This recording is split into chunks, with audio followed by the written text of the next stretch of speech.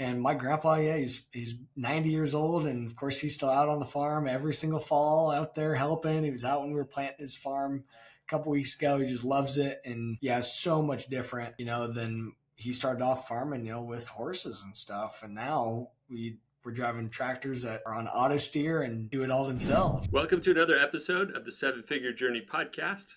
I'll be your host today. My name is Brett Gilliland, and I'm here with another great business owner. He and I were just chatting before I hit record. I'm excited to introduce you all to Mitchell Hora. Mitchell's company is called Continuum Ag, and Continuum helps farmers with their quality, the quality of their soil, make sure that the soil is going to produce what it needs to produce. It's right at the core of fueling the engine of our nation's food supply, which is really cool. Mitchell, thank you for joining our show today. I'm excited to be on, and yeah, fueling the nation with food. We're going to talk about fuel here as well today. So, like, literally fueling the country as well, Yeah, with little Iowa produced ethanol.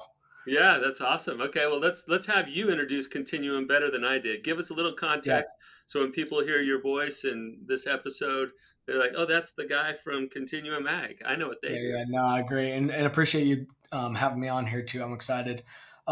Yeah, so I'm Mitchell. I'm a seventh generation farmer, number one. So my family's farmed in southeast Iowa for this year will be 151 years. That's pretty So awesome. long term legacy of on our family farm. We farm corn, soybeans, and cereal rye.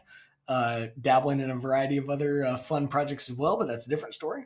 We're average to in our area, a little bit smaller than average. We're about 700 acres on our corn soybean operation. I graduated from Iowa State with a couple degrees in 2017 and added on to the family operation. And but my main deal is Continuum Ag, and yeah, we're a software company really focused on soil health data. Our mission is to help 1 million family farms improve their profitability from improving their soil health.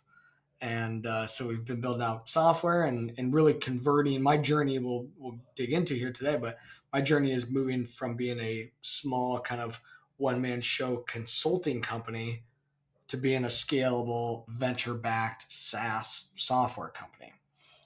So that's the journey that we've been on. But also, my wife owns a dance studio down in our neck of the woods, so she's on the entrepreneurial journey as well. Continuum is my main thing and what I spend the vast majority of my time on. I have the farm as well. We've been planting. It's springtime here in Iowa, so I spent all weekend planting corn. And then we have a couple of commercial real estate businesses that my wife and I own and run as well. So Well, why not? Right? Why and not two do all little those kids. things? Yeah, Yeah, yeah, Mitchell, that's incredible. You guys, no wonder you're so busy. You got so much going on. 151 years of family farming legacy. That's pretty awesome.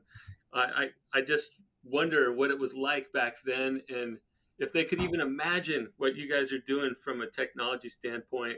Certainly not the software side, but even like the equipment you guys run on the farm today versus what they had back then. Just so different, but yeah. essential. Essential. That's awesome. And not even to look back that far. I mean, my grandpa, my mom's dad, my family farms on both sides, been long term, all the way since I moved here from Eastern Europe.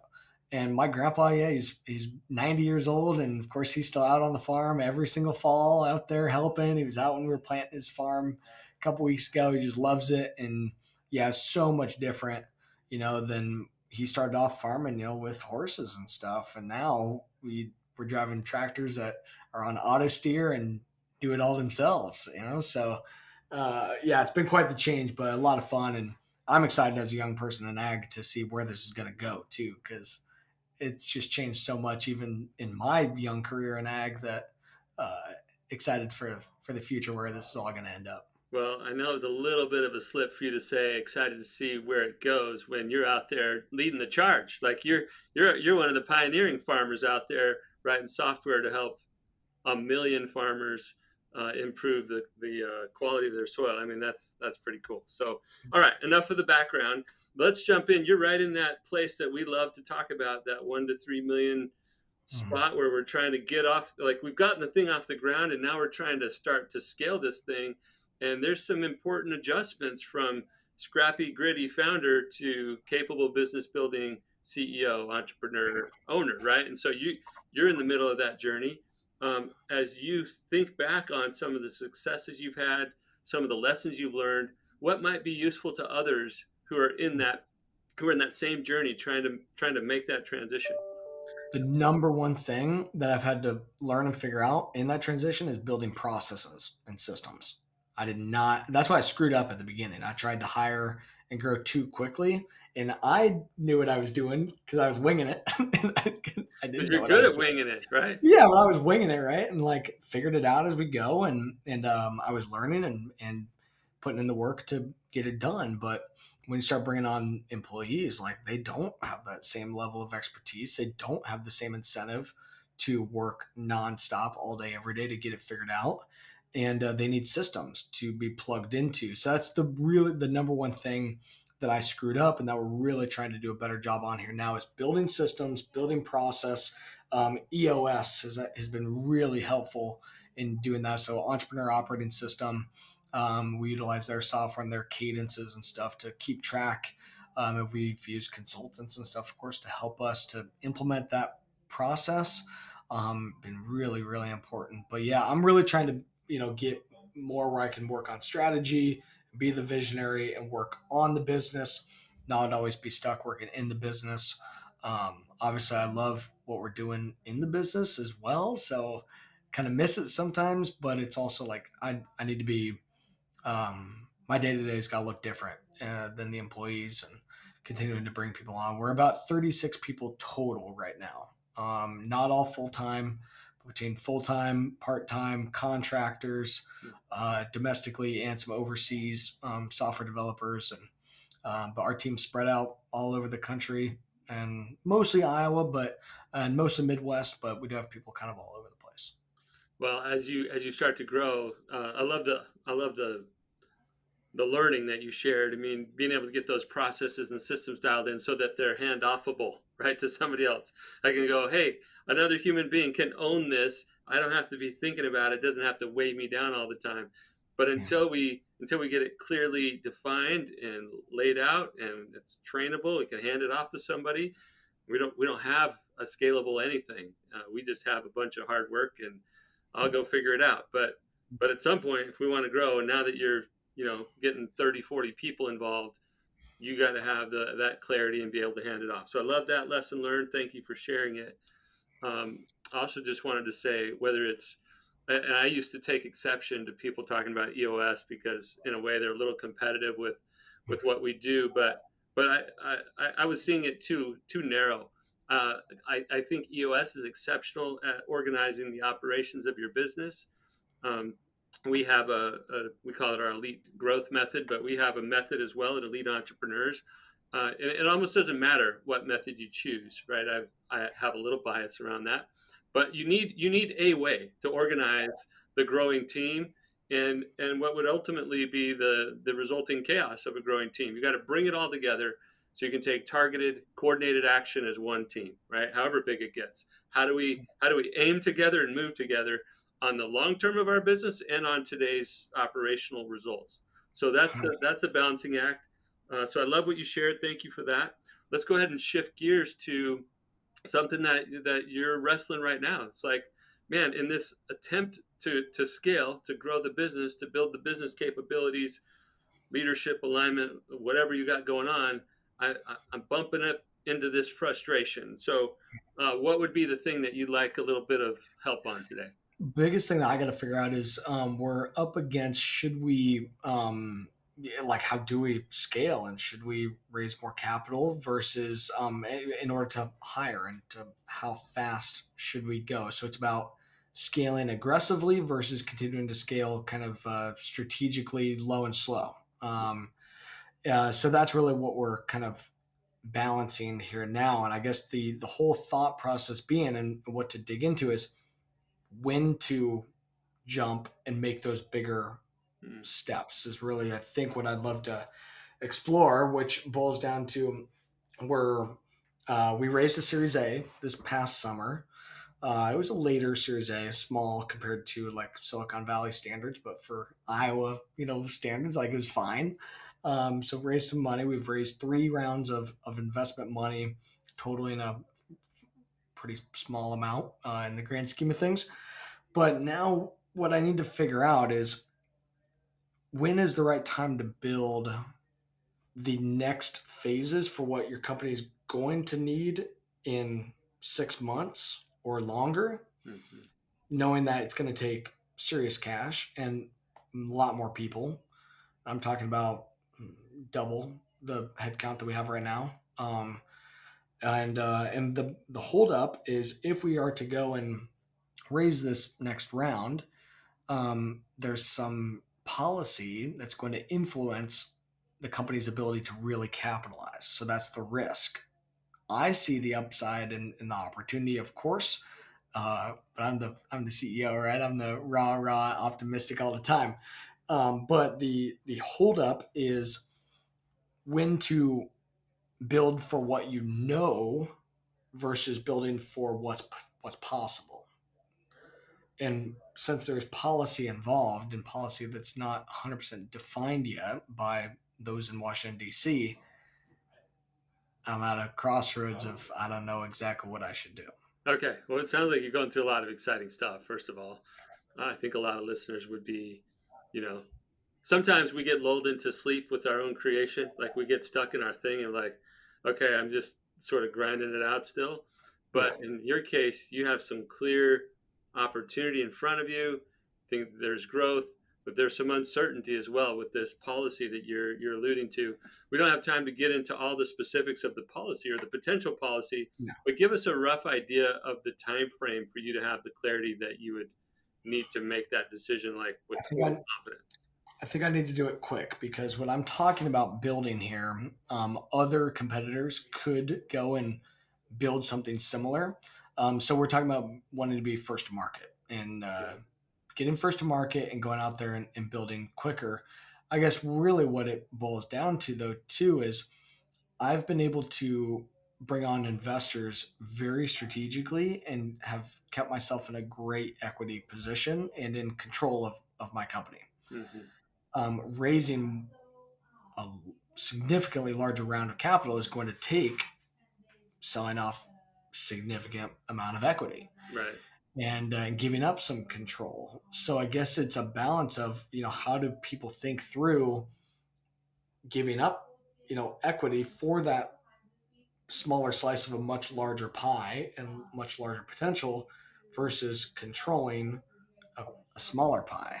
Yeah. Um, It's a great issue. So this wall of t-shirts behind me represents 10 years at a fast growth software company where we went from seven figures in revenue, like we're talking about, to 10 million, then 30 million, then 100 million.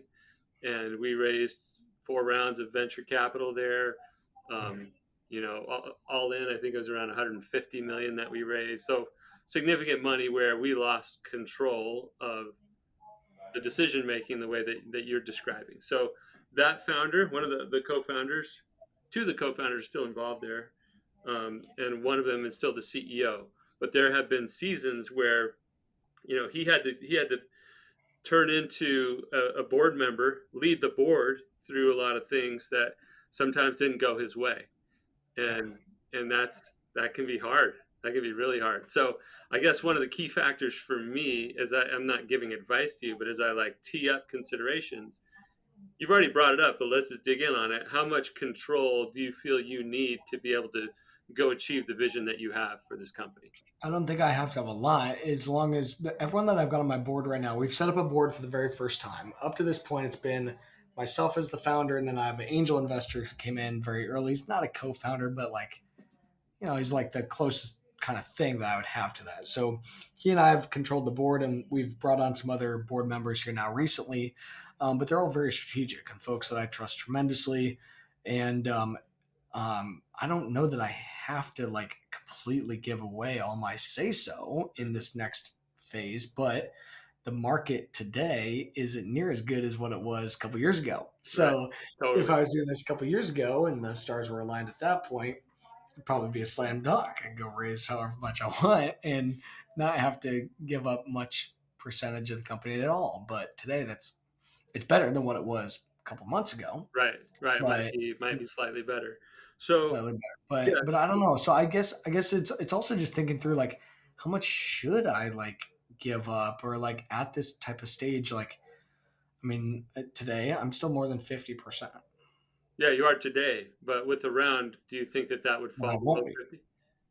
I don't because I'm pretty close to it right now. Yeah, So so it's I likely. think I'd Yeah, end up falling below, but I mean, I still have other folks that are directly aligned with me that I don't feel like I'm gonna get, put in a bad spot by right. my They're not investors gonna and by just, like, my. run you over. Yeah, Yeah, they're not gonna blackball me or nothing, um but it's still like it's just kind of in principle too. And I don't know. I mean, I'm from a 550 person town in Iowa, right? right. Like nobody here has done something like this. Um and I don't know, trying to get more of that Silicon Valley mindset too of like, hey, if we're gonna go, like we gotta go. And Yeah. should I be worried about Well, selling? you're talking about the right stuff. One, the control for you. The other thing I would say is what's going on in the market. You've already given us some indication that other competitors could go and beat you to the punch on this, and so that's and then the other thing is just the opportunity. Maybe there's a not just from a competitive standpoint, but from a market response standpoint. Is there like a window of time that where the current need or demand or opportunity is big, but Mhm. it could like peter off over the next few years with No, so actually, these tax credits that we're in are for calendar years 2025 through 2027. And the actual creation of these credits and stuff actually won't start until Q4 of this year, so Q4 2024, or even later as we go from there. However, the supply is being built out right now. And what I'm talking about is the supply of low carbon footprint bushels of corn and soybeans that can go into producing low carbon renewable biofuels, mm, meaning ethanol, biodiesel, sustainable aviation fuel, that type of thing. So yeah, we've got to basically connect these two together where we've got producers of these low carbon of these biofuels who wish to purchase low carbon footprint grains, and the market for that starts later this year. But what we're waiting for is some of the government rules about the policy that's going to drive the demand for these low carbon biofuels. but if you move now you would be in position to be the matchmaker for those That's right. transactions.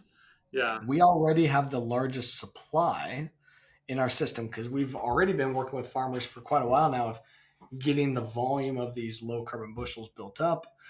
We've got thousands of users in our system and representing a couple 100 million bushels in our system. So I feel like we have a very good opportunity to do it. That, in my mind, being able to build out that being that matchmaker, you've got to have a volume of product, yeah, which I think we do, and you got to be early and be fast, which I think we can be the ones to do that. But it's going to take acting now. yeah. Do you think that the you could raise money, like if you went out to start raising money now, like that's going to take a bit? What's the fastest you think you could do that? I don't know. I mean, that's the other piece I've got to think through. So some other things I've going on. I do have some advisors coming into the office this week to run some numbers for us and really dig into our books and help us to figure that out. Because I think we might have to raise that round in maybe a couple tranches or do an initial closing and then some subsequent closings after that. There could be some things like that I think we've got to be able to do. That we have money in the bank now. We could start on these things now as long as we had those indicators that Hmm, this was going to happen. We could absolutely get started quicker. But I don't know. I mean, it's still all in going to take 6 months at least. I mean, right. this stuff takes a long time. Right, So, and therein lies the risk. If you have some capital right now, you got some money in the bank to get going, but mhm, then you're running on fumes before you know whether that thing's going to come in, right? It's yeah. essentially so So you got I to gotta probably got to balance that out a little bit more on my pro forma, my monthly run rates and that kind of thing, and really know exactly when that's going to happen, and try to be strategic as we grow from a couple dozen employees today to, like I said, maybe doubling that, um, in order to build out all this infrastructure and go to market capacity. So it doesn't all have to be at once, yeah, although it'd be amazing, right? I would love to just, hey, let's raise a big round right now, let's get this going, and let's roll. and do it all right now. But it takes time to raise the money. It takes time to add the staff. It takes time. Like all of it takes time. yeah, So what if, I mean, have you talked to your current investors about the new opportunity and what, like, would either of them be willing to do some sort of a note that just had, a nice interest guaranteed that wasn't for equity?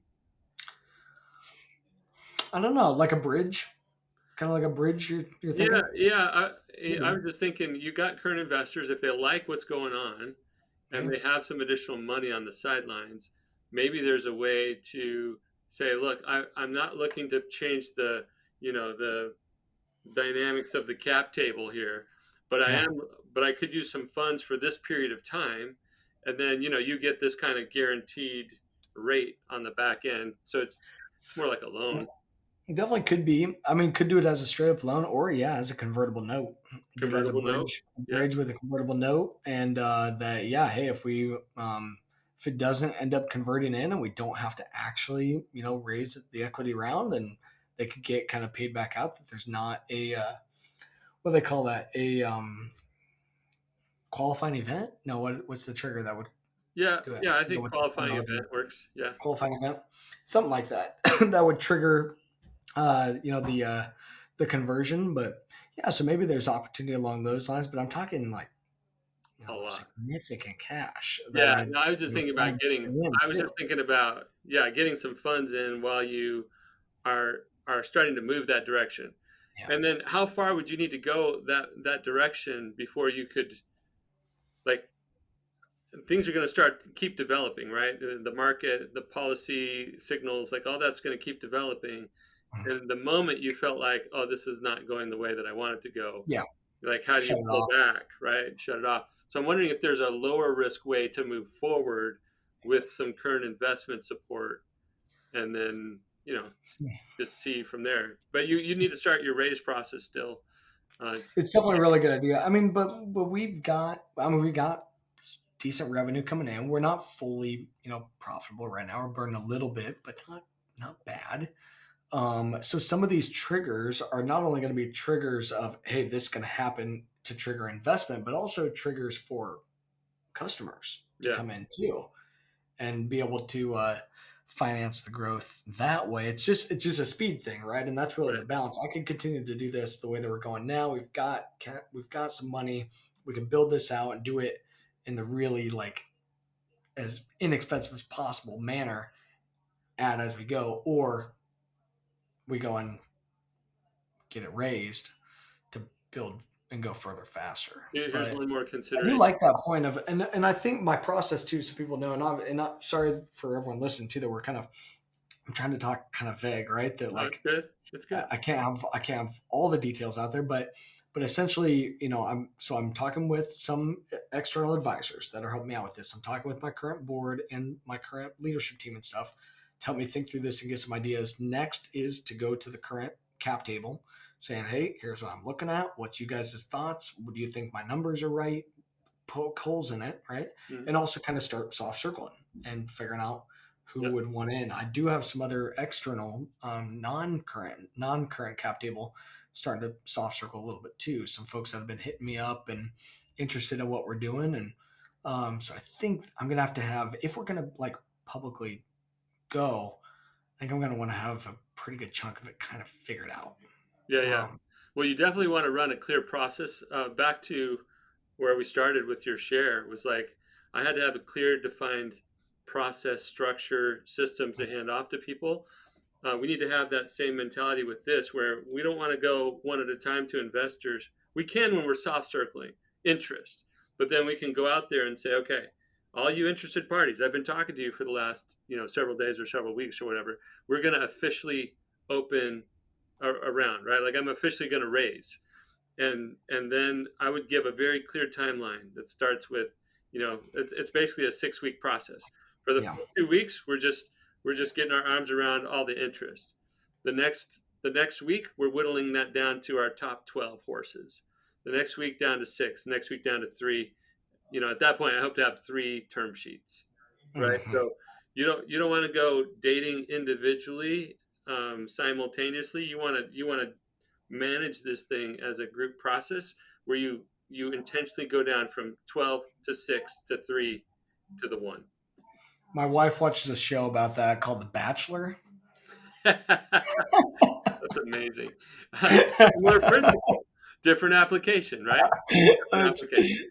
But I do like that. I think you're right that I think as I've been thinking through this, doing those different rounds and closing. We did this on our last round where we did an initial closing and put a timeline on the final closing, and that forces the last checks to you got to be in by the final closing or you're not. Like here's the Yeah. timeline. Well, when But you I go think I for think pushing it into more detail like what you're talking is a great idea. Well, when you go in for a bigger round, like a more legit, or not legitimate, but a more significant Series Yeah, B in this case, you you're not you're not going to open and get a bunch of investors involved. Probably, like you're going to get one or two big investors to do yeah, this deal. So that's why you got to do the. You're basically lining up the horses and saying we're going to start with 12 in this race. We're going to go down to 6, then down to 3, and by this date is when I expect that I would get term sheets from those hmm finalists. So sure. you put yourself in the position of having the desirable asset, right? Shares of your company versus a lot of raising has the wrong mindset where it has the entrepreneur going out like with hat in hand, asking like Yeah, the investor's the one with the desirable asset we're trying to get from them.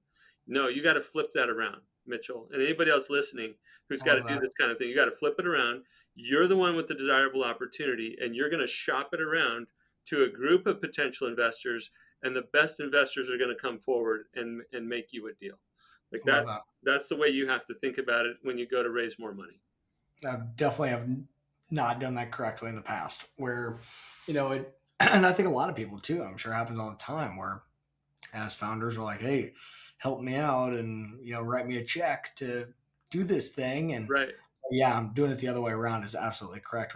And I do think I could do that this time because I don't have to do this. No, Series Well, B is way different than like your seed round. Hey, I yeah, need money to survive. Like you're no, past that. yeah, So yeah, yeah, no, especially if you're on the verge of breaking even or you're not burning cash as a SaaS yeah, company, yeah, you could operate profitably with a few adjustments on expenses and you're good, sure. right?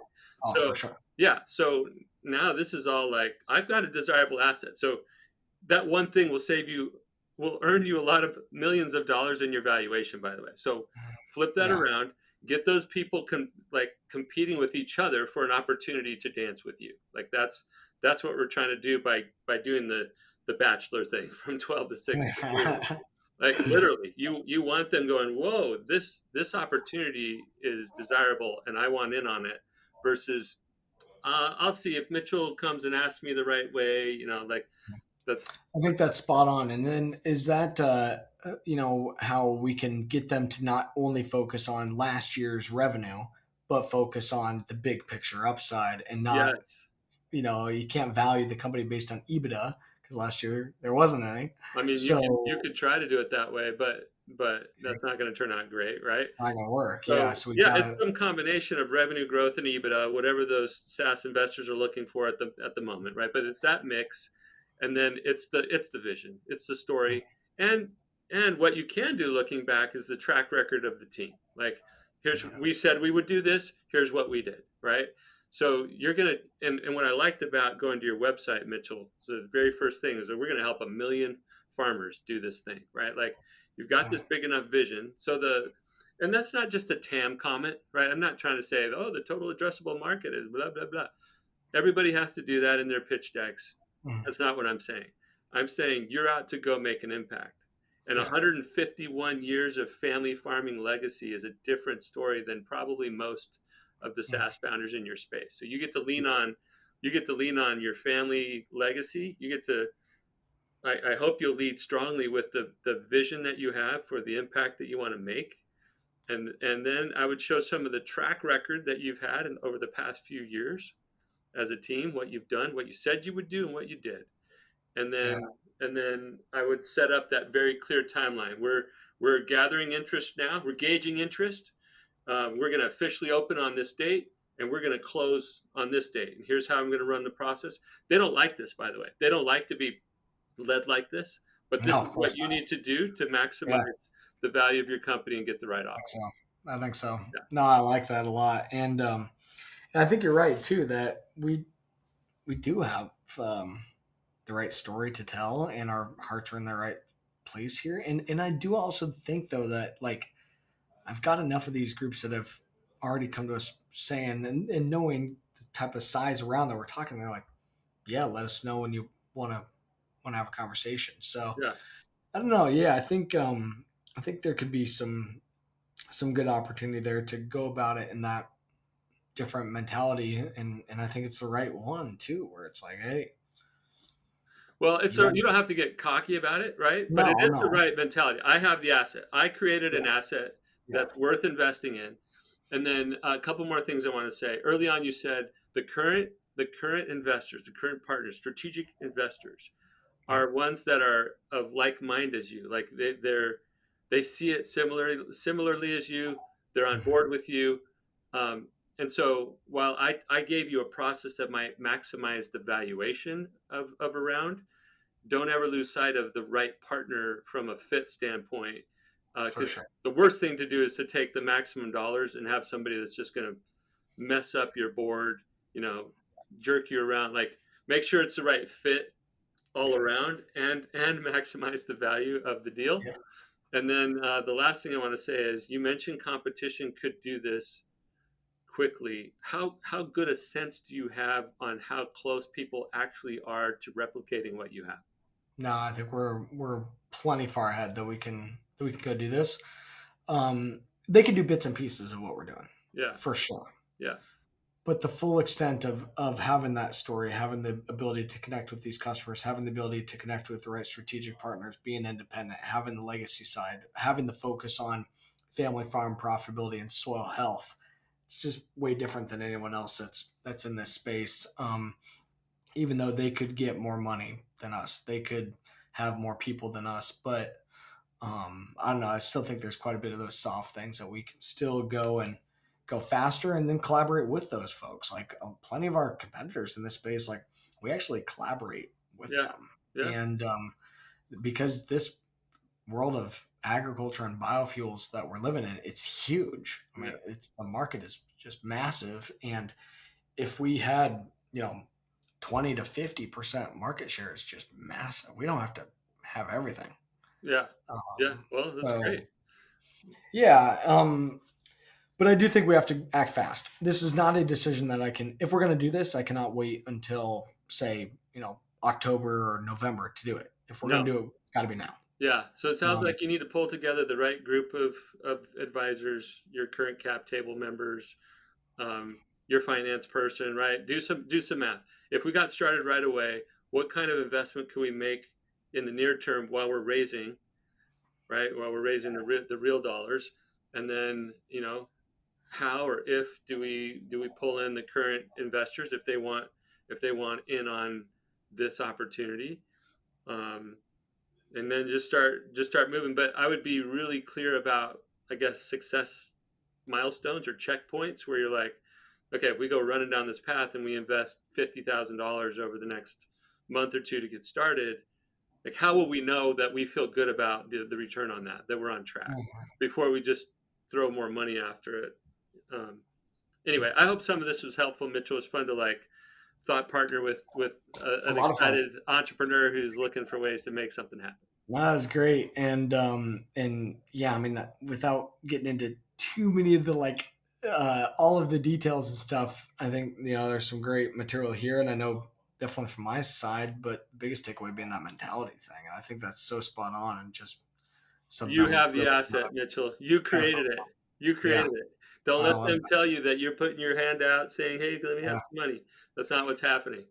yeah, and like I said, I mean, that's what I love about the spot that we're in. That like we don't have to raise, Yeah, you don't have to. and it's no part of our actual like path that we're on That's that right. like we This need is to go all do this. exciting opportunity. This is not desperation race. Yes. No, no, Yeah. definitely not. All right. Well, Mitchell, Interesting. Well, it's been super looking forward exciting to for me.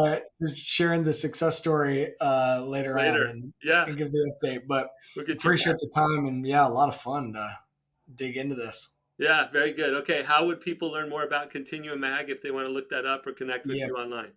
Continuum.ag online, at Continuum Ag on all the social media channels and Yeah. stuff.